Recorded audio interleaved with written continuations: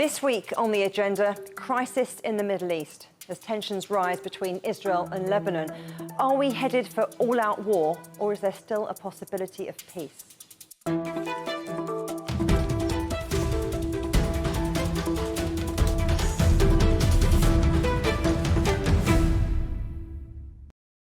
Fears of an all-out war in the Middle East have been growing this week as the missile bombardment between Israel and Lebanon intensifies.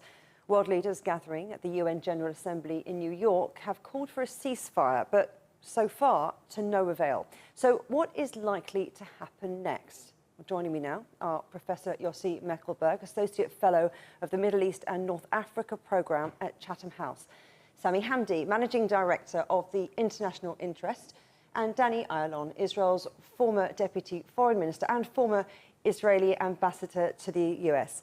Gentlemen, thank you all for coming on the agenda. Yossi, let me start with you, because the US President Biden made his last ever United Nations speech as president and repeated his resolve that a diplomatic solution is the only path to lasting security in the Middle East. Full-scale war is not in anyone's interest, he said, but the conflict is escalating. UN Secretary-General Antonio Guterres said all hell is breaking loose. So is this the start of a much bigger war? Well, first of all, we have to remember President Biden is not a commentator like us. He can make things happen. He can make the difference. And when he insists, and he says it almost for a year, that the only way forward is through diplomatic means, and for months now, talking about the need for a ceasefire in Gaza, the return of the hostages, reconstruction of Gaza, and now, as the situation is escalating, fast escalating in Lebanon, the fear of the region dragged into a war. This is something that the United States can make a difference more than anyone else. But there is huge gap between what President Biden says, what the administration says, what they push, at least rhetorically, the sides to do, and what they are ready, how they are ready to lean on the sides to make it happen. And I think this gap created a situation that is very, very dangerous, notwithstanding that the sides themselves, on many occasions, behaves irresponsibly and pushing towards escalation instead of de-escalation. You mentioned the US role there, but many world leaders, including the UK's Keir Starmer, in his UN debut, have been urging Israel to step back from the brink. Danny, how dangerous a moment is this for the region and for the world? Well, we're getting to, I would say, a crossing or a T-junction here, because it can either go south to a real regional war, this is a worst case scenario, or we can find ourselves in a diplomatic course, getting into some kind of a ceasefire for a longer term. I would say that contrary to what the President Biden said, there is only one person in the region that has an interest in a regional war, and that is Yahya Sinwar from Hamas, who started the entire war here in the Middle East on the 7th of October last year. In a way, Hamas is the tail that's wagging the dog. He's the one who envisioned a multi-front war on Israel with the idea of eliminating it altogether. This is the Hamas agenda, which is congruent to the Hezbollah and, of course, to their masters in Tehran, the Ayatollahs in Iran. At this point, I think what we see in the north, that Hezbollah overplayed their hand. And although they kind of commanded the agenda until a week ago, the blows that were dealt to them by Israel brought them down to a situation where they have to really calculate ahead, because they endanger their entire existence, and of course they endanger the interest of Lebanon and the Lebanese people. Here, Israel, after 11 months, said enough is enough. We have to bring back our 61,000 citizens back to their home towns in the north. And this is a crucial moment. It's either now we get a resolution 1701, United Nations Security Council resolution from 2006. Either we get it fulfilled totally now, whereas the Hezbollah is pulling back to across the Litani. That means at least 10, 15 kilometers away from the Israeli border. If we can do it peacefully, that will be fine. If not, Israel said we will have no choice but to do it in other means. So Sami, is this Hezbollah overplaying its hand, and is Hamas the tail wagging the dog? I don't think it has anything to do with Hezbollah overplaying its hand. I think it's rather a desperation from Netanyahu and a desperation from the Israeli forces that haven't been able to secure a strategic victory by which to offer the Israeli people after what happened on October 7th. I think Netanyahu, who prides himself on Mr. Security, is desperate to find something to offer the Israeli people as an apology, and he believes that he needs some land either to annex, or he needs something to offer them to say that, yes, I messed up on October 7th in terms of security, but here I made up for it. He went into Gaza, but the problem in Gaza is that to occupy it costs a lot of money, and to occupy 2 million people in a small space of land is something not even Ariel Sharon was able to do, which is why he withdrew in 2005 and made it into what David Cameron described as a large concentration camp. He's unable to ethnically cleanse it because Sisi refuses to open the border and the sea is on the other side. He's unable to occupy it because there is nowhere for the Palestinians to go, and there is an increasing Israeli death toll. Netanyahu, a few weeks ago, decided to turn, instead of Gaza, let's turn towards the West Bank. Maybe there's land to be taken over there.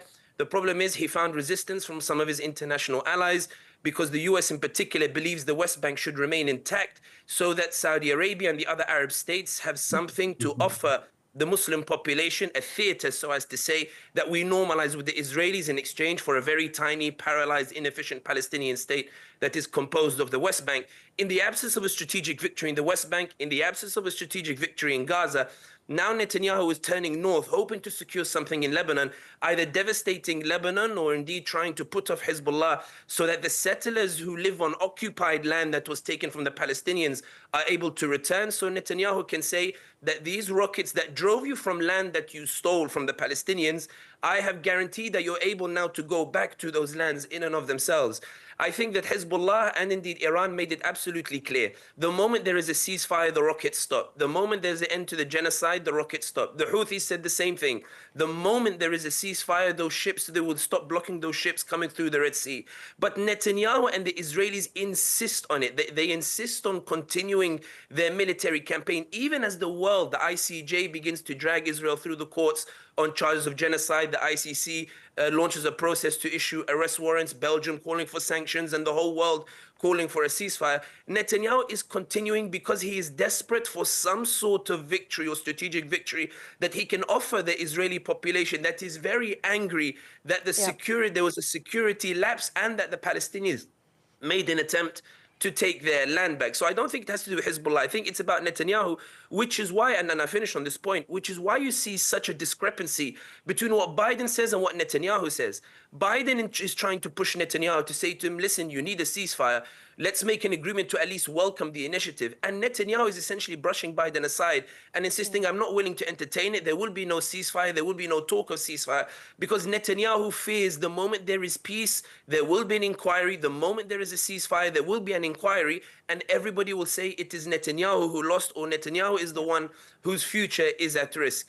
So I think it's less to do with Hezbollah. Hezbollah, it's easy to stop the rockets. A ceasefire stops the rockets. It's Israel that doesn't want to. There's a lot to unpack there.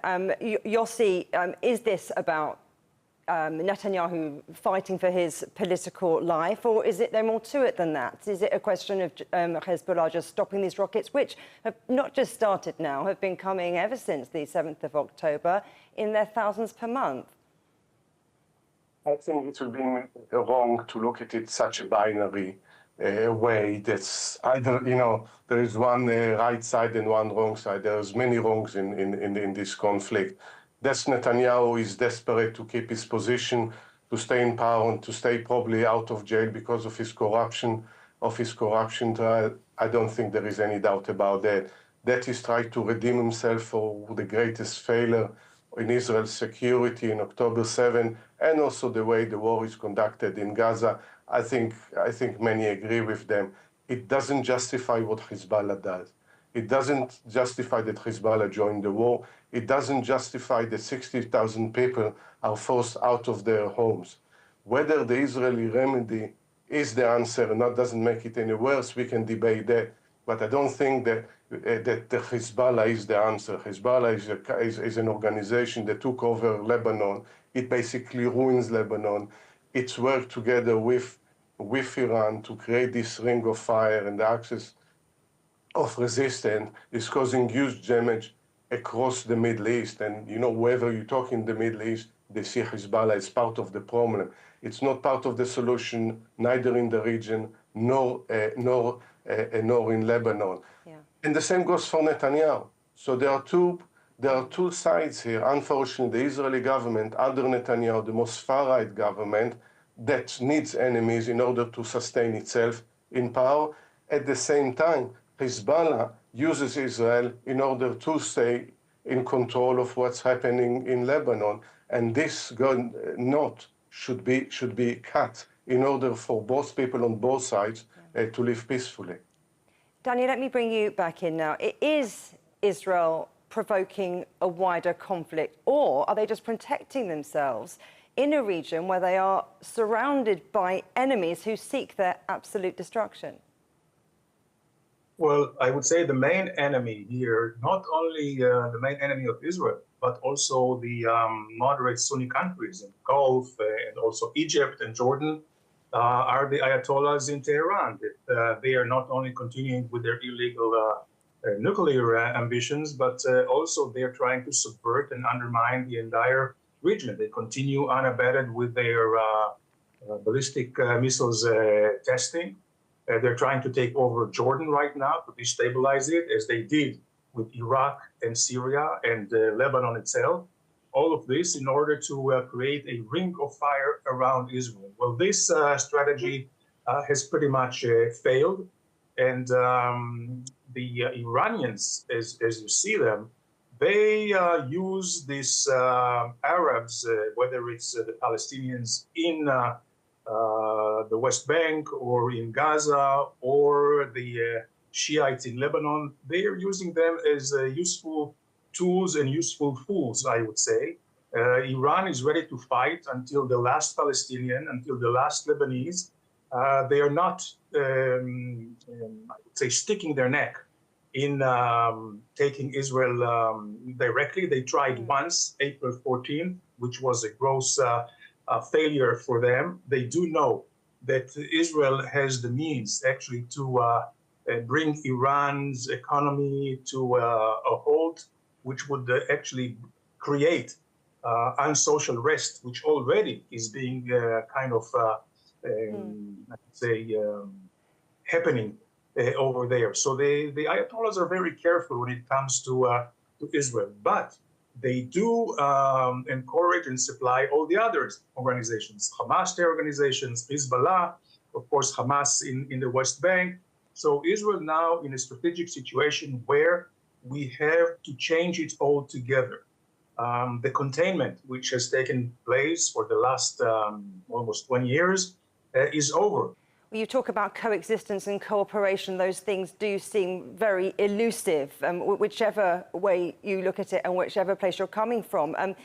Sami, Danny was talking there about the important role of Iran in all this. They do have an important part to play, don't they? But so far, the tone hasn't been to whip things up. What's your take?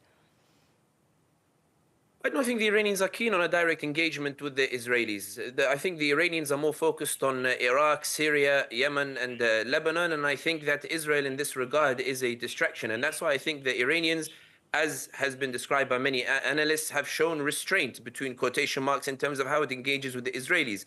Telling the Israelis at the moment there is a ceasefire, then there will be a stop to all of these rockets that are taking place from its proxies, whether it's Hezbollah or the like. So I think with regards to the Iranians, their stance is absolutely clear. We don't want this fight. We don't want to engage in a head-on situation, and we want the Americans to come in to rein in the Israelis. And this is why I think that when you look at even the International Court of Justice, which came out with an advisory note and said that Israel must withdraw immediately from the occupied territories, it shouldn't be using its excuse to wait for a negotiated settlement. I think when you look at international law, that does not afford Israel the right to self-defense over the occupied territories because it's an offensive posture, but instead grants the right of resistance to the Palestinians. I think that when you look at the way that the international community is shifting and unfolding, we see companies leaving the Israelis, Moody's downgrading the Israeli economy. We're seeing public opinion shift in the US, where I'm sitting right now, towards the Israelis itself. It's abundantly clear that the world can see that Israel has gone way too far this time, that this genocide has become clear for all to see, and that Israel is going from being a haven of genocide victims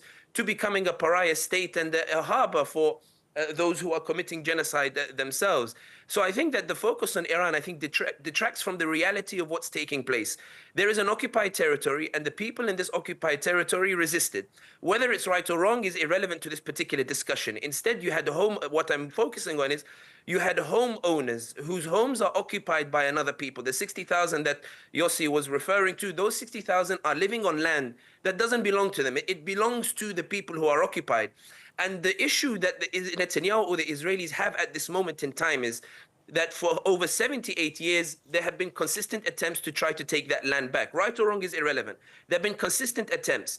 At this particular moment in time, Israel is trying to assert its control over that land, over that territory, which is why we see so much aggression in terms of lashing out at those who are trying to take back their land.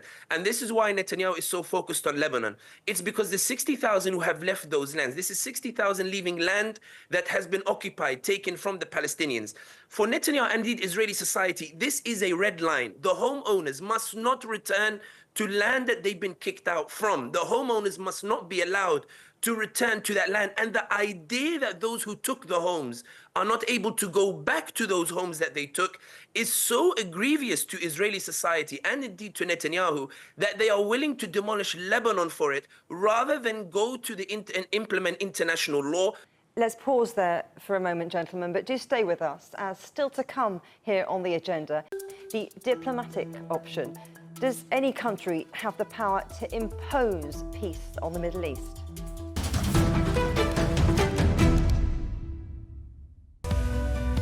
We are all connected. Across borders, across continents, connected by ideas, a shared humanity. Stay connected.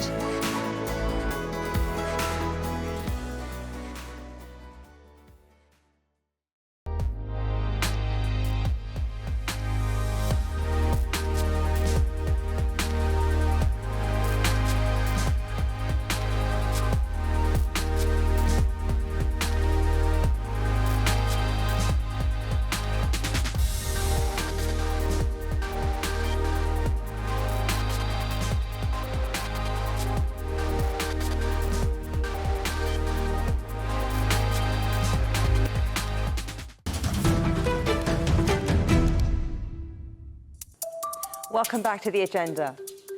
And let's continue now with our panel looking at the escalating tensions in the Middle East. Still with me are Professor Yossi Mekelberg, Associate Fellow of the Middle East and North Africa Programme at Chatham House, Sami Hamdi, Managing Director of the International Interest, and Danny Ayalon, Israel's former Deputy Foreign Minister and former Israeli Ambassador to the United States. Events in the Middle East have dominated discussions at the UN General Assembly in New York. There is lots and lots of talk. There hasn't been any action. So let's talk about next steps. What's it going to take to de-escalate? Yossi, what are the moves and whose are they to take?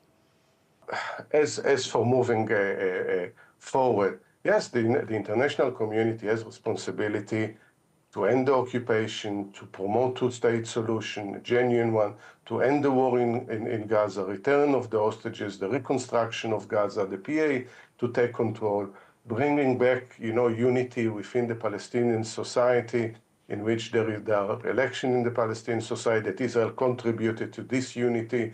I think the Netanyahu concept over the Palestinian polity try to drive a wedge between Hamas and Fatah, between the West Bank and Gaza, failed miserably on October 7. It's time to change the discourse, probably to change also the government in Israel, and a government that wants peace based on two-state solution. But we need to change the rhetoric as well. And instead of using this high rhetoric and talking about genocide and apartheid, is actually use the language, the discourse should change into reconciliation, peace, and coexistence. And unfortunately, probably we are not there yet. We need an international community that is engaged. We need the United States to be an honest broker. We need to have, some parts of the international community to lean on those who destroyed or distract the chances of peace, but also incentivize those who believe in a two-state solution. We don't see it now. Until October 7th, there was a criminal neglect by the international community in trying to promote a two-state solution. Now we are, unfortunately, in a period in which both sides are trying to demonize and dehumanize the other side. Unless we retract from this, we'll end probably in more and more war and bloodshed. So, Danny, Yossi's saying there that the US needs to be an honest broker. There's a role here for the international community to get behind the two-state solution and to start incentivizing other players in the region. Who do you think could have a bigger peacemaking or negotiating role here? Who has that potential to get everyone in the room? I believe the U.S. is the indispensable country, in the words of the late Secretary of State Madeleine Albright. There's no doubt that the U.S. is the only one that has the weight on all sides to bring them not only into the negotiation table, but also to offer them, whether it's economic benefits in the future, security safety net. The issue here is, and I worked with a few American administrations, and all of them were very honest and very earnest about bringing about a peace between Israel and the Palestinians. But I would say, as skillful as they are in politics and negotiations, they cannot replace the parties, and the negotiator cannot actually want peace more than the parties, and cannot make the decision for the parties. And I would like to remind everyone that Israel agreed to a two-state solutions, not only through the Oslo. It was the Bar Ilan speech in 2009 by Bibi Netanyahu. During the good days of Oslo, 80% of Israelis believed in a two-state solution. However, we were betrayed by the Palestinians, by Arafat. Not only they did not offer us peace, but they attacked. And the second intifada actually brought about an Israeli psyche where now 80% are against a Palestinian state. Let's continue to talk about that constructive process, if you like. And Sami, we have countries like Jordan, Turkey, Qatar, who have heavily criticised Israel's military action, but yet are still positioning themselves as key diplomatic players. Look, ceasefire talks were attempted to be brokered in Egypt, in Qatar. I mean, how do you see all that progressing? When we talk about Qatar, Turkey, or the likes acting as mediators or as negotiators or the like, the reason their efforts have failed is not because of the Palestinians who want the right of return. It's because the Israeli or the Zionist project believes that there cannot be a Palestinian state. We've heard it from Israeli officials. When they talk to Hebrew media, they are more blunt than they are in English. They say, we will not allow a Palestinian state. We don't want a Palestinian state. We will not allow it to stay. And Netanyahu himself has come out consistently and said that as long as I am prime minister, there will not be a Palestinian state. And that's why when we talk about the negotiations, it's not that Palestinians don't accept compromise. It's not that Palestinians don't accept the terms of the deal. It's that the Netanyahu, and indeed those who came before him, see negotiations as only a means to kick the can down the road and as a PR exercise to justify what they're doing to the Palestinians. And the biggest proof is if you look at a map at the borders of Israel in 1948 and you look at the borders of Israel today, you can see that each time there is more land being taken again, and even now, When Netanyahu talks about occupying northern Gaza, Jared Kushner talks about setting up resorts on the coast of Gaza. We see the narrative amongst Israeli media, how they dream of setting up homes and kicking out the Palestinians from their land and going to Judea and Sumerah and establishing greater Israel and the like. The rhetoric within Israel is not one of peace, because it is a state born not out of justice, not out of rights of a people. It was born at the expense of another people. There was coexistence between the different groups. The Jews, Muslims, and Christians were living side by side, but a minority group amongst the Jews, known as the Zionists, turned up one day and they said, guys, we don't like this coexistence. We don't want you to live side by side. We want an ethno-supremacist state where we have rights that the minorities do not, where we make checkpoints for the minority groups, but we're allowed to walk on the roads for free. And these aren't my words. The word apartheid is used by human rights organizations. The word genocide is used by UN rapporteurs and UN officials. We're talking about language that has been normalized legally. So the point that I finish on is this. When we talk about a future, I believe in a one-state solution, not a two-state, because the Israelis don't believe in a two-state solution. I believe in one state where everybody has equal rights, where they live side by side, as they did for hundreds of years. The obstacle to this are the Zionists who insist that coexistence should not happen again. And I would counsel and I would caution anybody listening that the suggestion that coexistence was scuppered by the Palestinians or the local population is categorically false, because it is the Palestinians and the Arabs who have such a rich history of coexistence that this is the reason why, when the Jews were persecuted in Europe by the Europeans, it's why they came to the Middle East, because they knew Europe has a history of anti-Semitism, while the Middle East, quite frankly, does not. Let's continue to talk about solutions, possible next steps. I know it seems a bit wild considering how tense things are, but Yossi, China advocates for peace in the Middle East. It was pivotal to the restoration of ties between Iran and Saudi Arabia. In July, Beijing hosted Palestinian factions, including Hamas, including Fatah, for these reconciliation talks. So how do you think that the role of China in the region is growing?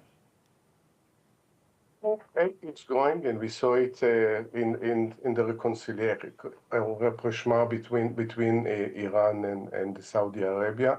I think it depends how much China is actually interested in becoming involved. There were times in the Chinese Foreign Ministry they try to stay out of Middle Eastern politics because they thought that it's not part of their agenda. I think this is changing, and I think this should be leveraged. But again, the question, there is no one-state solution. This is one-state solution actually is undermining UN resolution one after one. And yes, Israel undermined many UN resolution and UN security resolution, but adding to this by basically by saying one-state solution is discarding the partition plan and the resolution 181 and basically go to the destruction of the Jewish state. And I think we should not fall into this trap. What actually we need is full withdrawal of Israel from the West Bank, from Gaza, establishing two-state solution. And I think China can help with that. I think because of many mistakes, deliberate mistake by Israel, creating a situation in the Middle East, in the West Bank and Gaza, which is not friendly to a two-state solution. It needs to be reversed.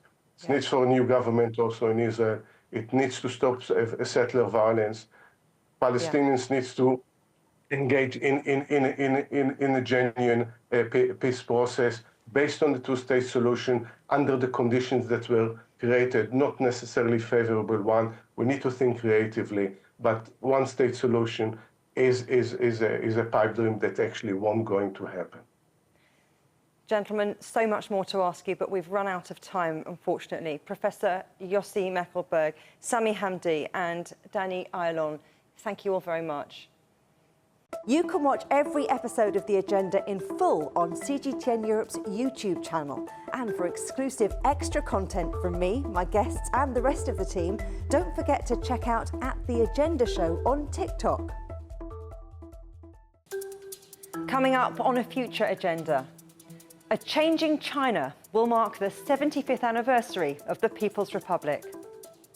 But for now, from me, Juliet Mann, and from all the Agenda team here in London, goodbye.